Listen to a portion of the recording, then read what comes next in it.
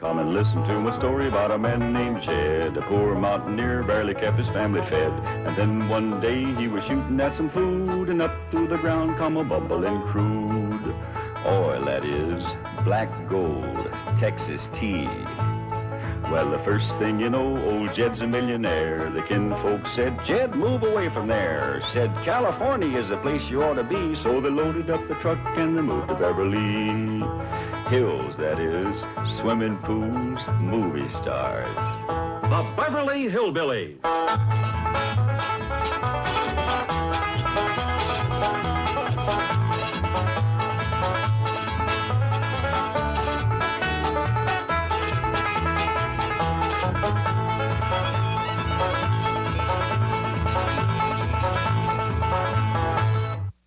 Instead of California where the sun so warmly shines, tonight we find the Clampetts in their cabin in the pines. The weather is so cold, hot coffee freezes in the cup, and when the chickens lay their eggs, they lay 'em standing up.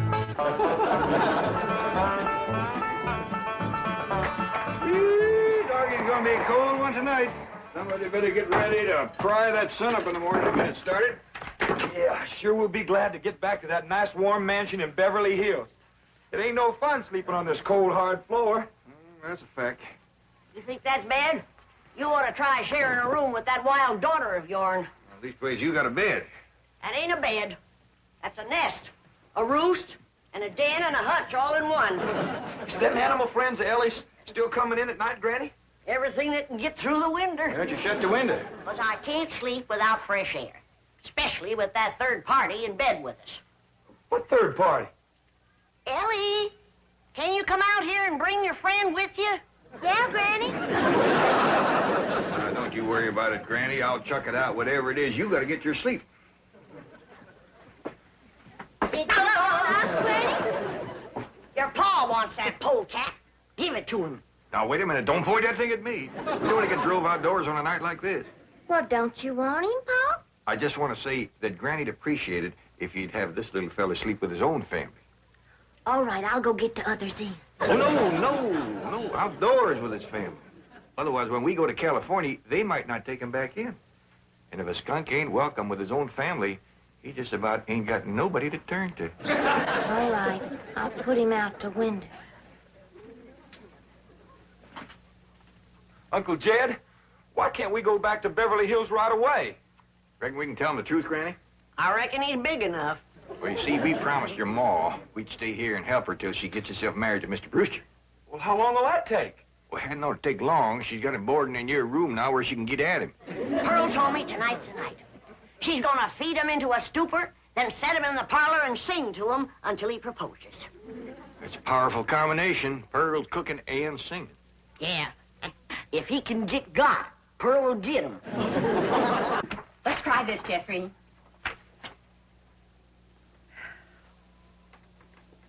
Oh, promise me that someday you and I will take our love together to some sky where we can be alone and faith renew.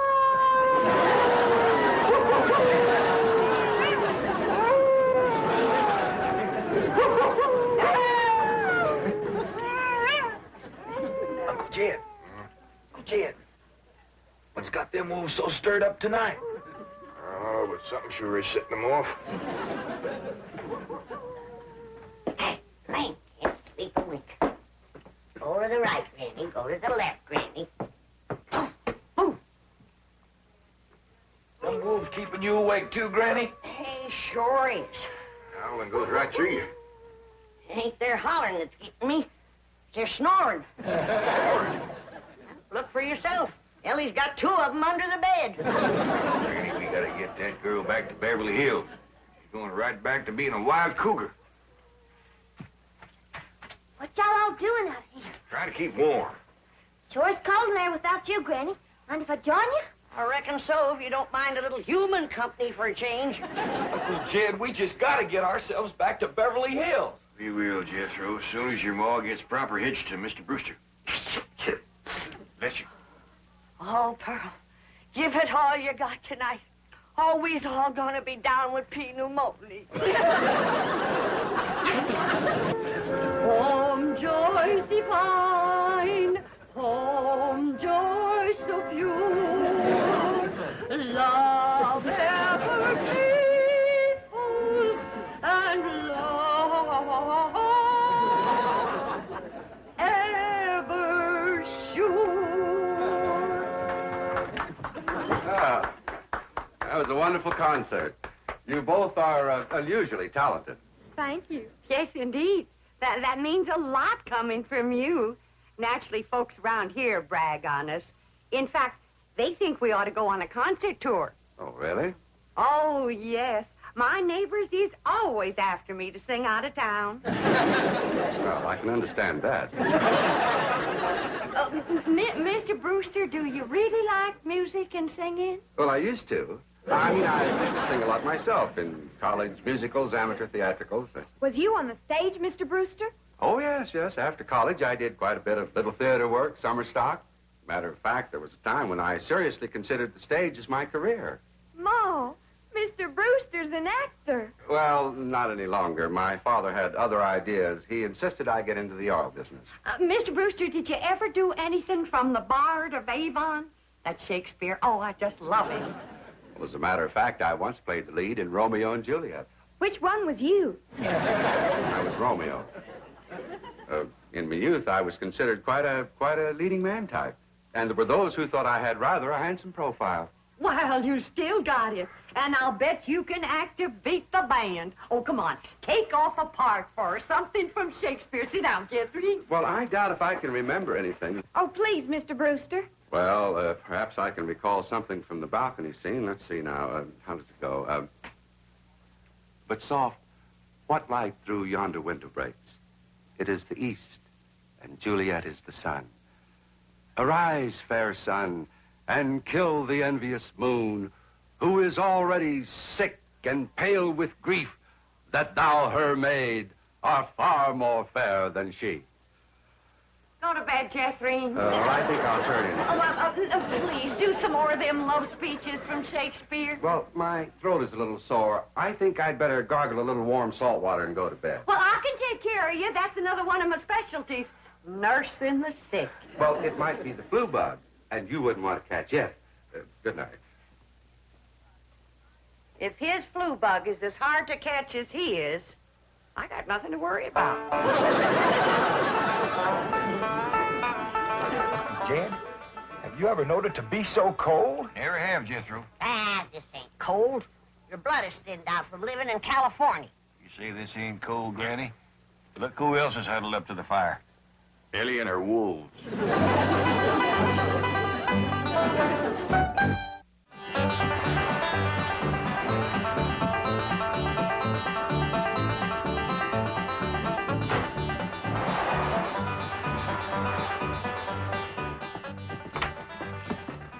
When's the wedding, I'll Pearl? be there in church. Yeah, let's see your ring, Pearl. You want me to carry Mr. Brewster over the threshold for you, Ma? You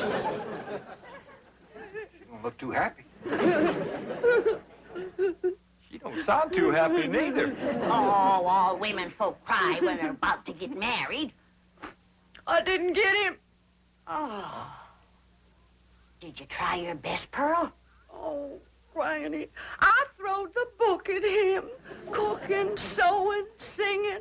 I even nursed him through the flu. Got him well in 5 minutes. But he didn't propose. Jed, you go out there and do your duty to your female cousin. Ask that city fella what he'd rather get, married or buried. Now, Granny, I don't hold with getting folks married unless it's willing.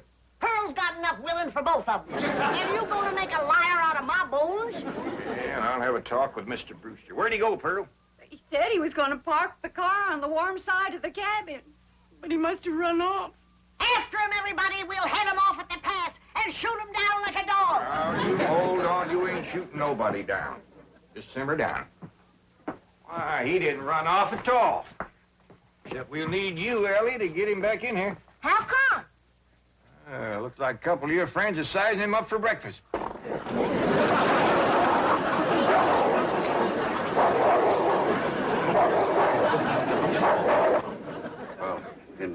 sincerity, Mr. Clampett. Your cousin Pearl is a very remarkable woman. It's just that, well, I don't want to get married. Well, I understand that, Mr. Brewster, and I thank you for speaking the truth like a man. But my cousin Pearl has got herself a problem. Oh, what's that? Well, ain't no secrets in the hills.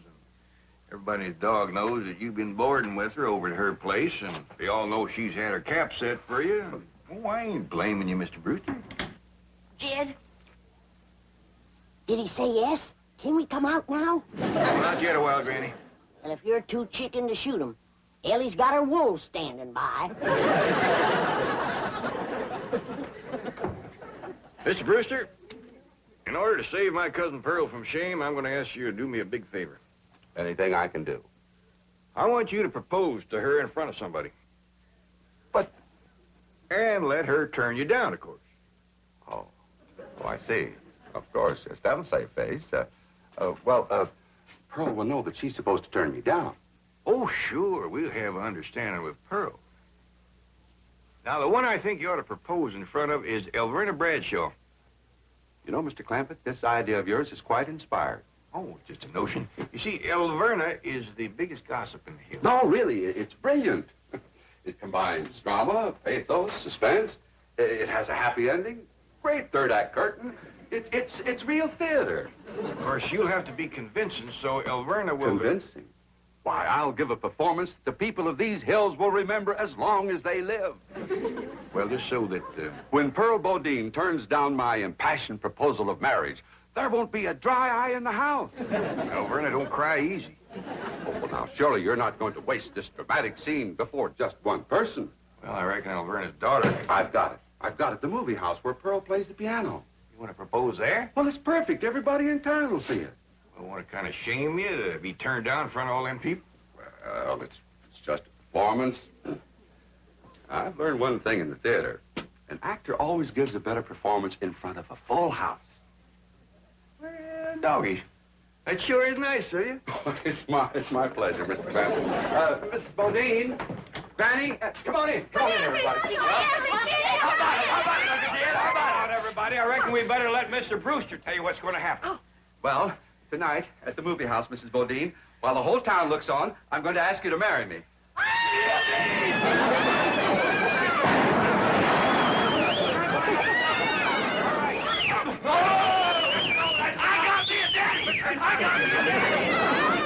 It's called for a whopping big snort. Now, will y'all quieten down, everybody, until you hear the rest of the story. Now, Pearl, when Mr. Brewster asks you to marry him, you're going to say no. Not unless I'm as drunk as you are.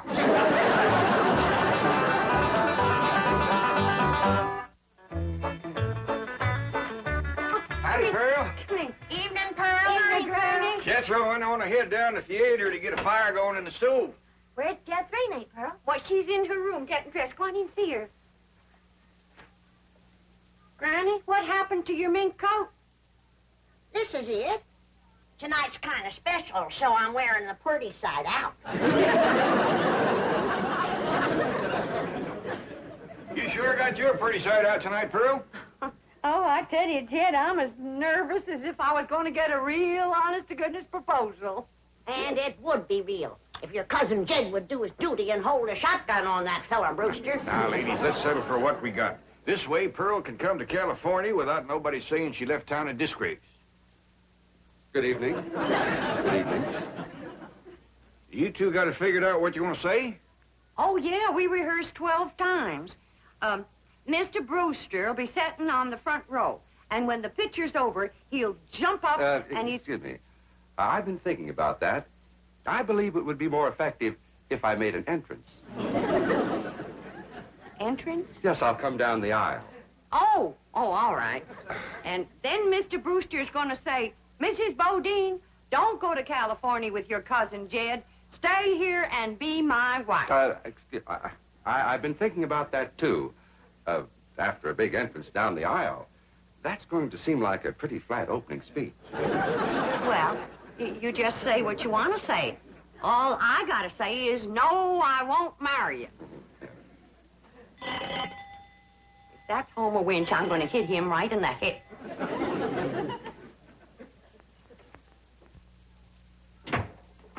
Evening, Pearl. Bradshaw, what are you doing here? Well, you and me being such close friends, I just thought I'd offer to play Piany for you at the theater tonight. Why? Surely you're not going to show up and have folks whispering behind your back all during the picture. What in the world would they be whispering about? Pearl, I'm your best friend. You don't have to pretend with me. The whole town knows how you've been flinging yourself with that boarder of yours. For your information, Alverna Bradshaw, Mr. Brewster proposed to me 12 times today, and 12 times I turned him down. Is that why he give you this here mink coat? 'Cause you turned him down? This here mink coat was given to me by my niece, Ellen May Clampett. Oh, Pearl, I keep telling you, you don't have to pretend with me. I'm your best friend. When Alverna Bradshaw is your best friend, you're up to your eyeballs in enemies. Mr. Brewster, if you was to go in there now and propose in front of Alverna, you could save yourself a trip to the theater. And the news would get around a heap quicker. You don't understand, Mr. Clampett. An actor needs an audience. Alverna, if you don't mind, I'd like you to get out of my coat and out of my house. I'm going to be late for the theater. Pearl, take your best friend's advice and sneak out of town quietly. You can depend on me to smooth everything over. Thanks for nothing.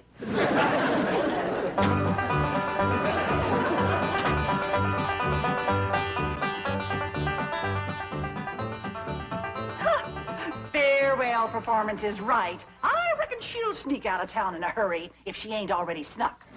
Mind you, Pearl's my best friend, and I ain't one to talk, but...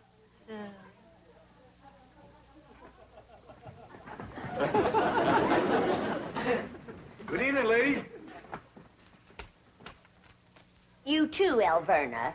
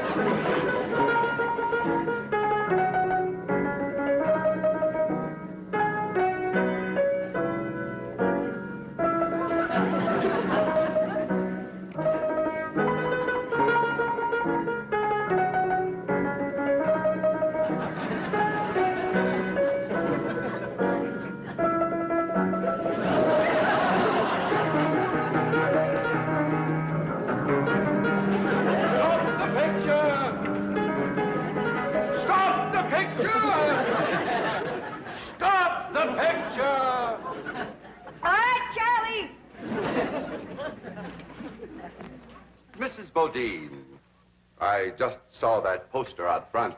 Farewell performance. Does that mean you are leaving? Oh, yes, Mr. Brewster. I'm going to California with my cousin Jed and his family. Oh, no, please. Please, I beg you. I implore you. I beseech you. Don't go. Stay here and be my wife. No, thank you, Mr. Brewster. I cannot. I will not accept that answer, for I love you, Pearl Bodine.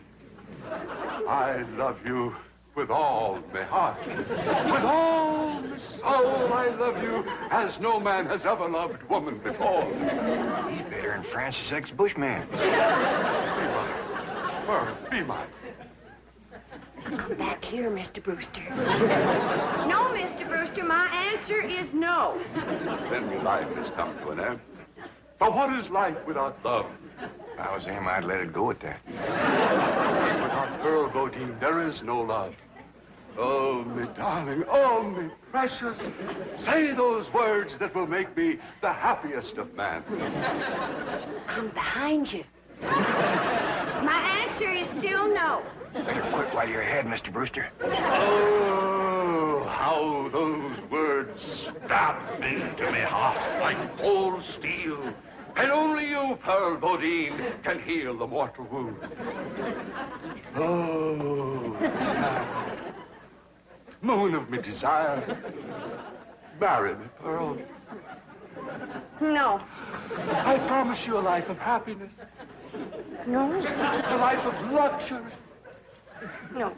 Oh, me darling, look into me tear-stained eyes. Look into the tortured face of your love slave. Free me with that one divine word. Say yes. Say yes, and together we will enter a paradise of love everlasting. Yes, I'll marry you.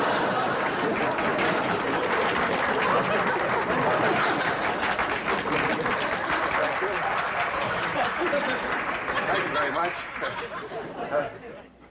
Did you say yes? Yes! If I hadn't said yes, I was ready myself.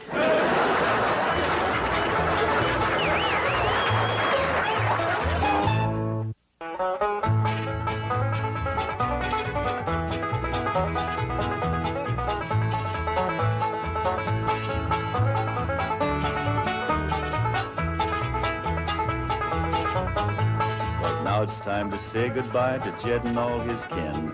They would like to thank you folks for kindly dropping in. You're all invited back next week to this locality to have a heaping helping of their hospitality. Hillbilly, that is. Set a spell. Take your shoes off. You all come back now. Here. This has been a Filmways presentation.